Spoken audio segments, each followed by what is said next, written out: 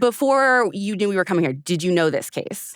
I did not know it, intimately, but the headline, the headline, I had remembered.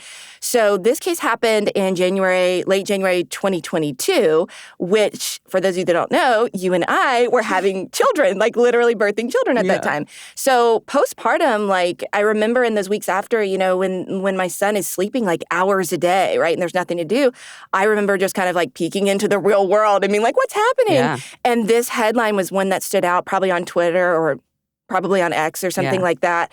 And I just remember being what? That seems really wonky. So I didn't have anything but truly the sheer headline, which is really interesting. And the headline is...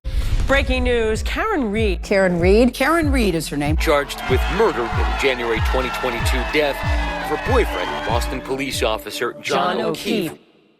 So Karen Reed, this woman in Boston, is accused of killing her boyfriend, John O'Keefe, who was a Boston police officer.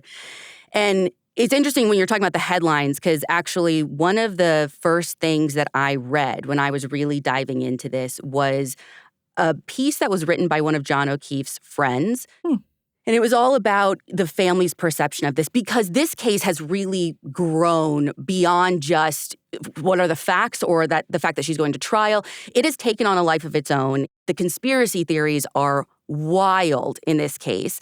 And the thing she said this has become about Karen, and it is about Karen. She's the one who's going to trial, but she said John has gotten lost in all of this.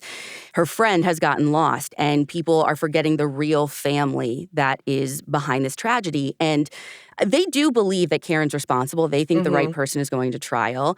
And whether I agree with that or not, one of the things I took away from the article is this woman said, everyone reads the headline. Maybe they read a little bit beyond that.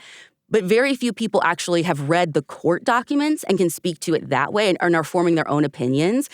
And so that's what I wanted to do coming into this is thanks to the Boston Globe, they actually have been the ones who have been going out and requesting so many of these records, these court proceedings, these filings, these motions, and they've made all of that available online. So everything we're going to talk about today doesn't come from a flashy headline. It comes directly from these very long, very legal court documents, but I want to try to put it all in a way that people understand.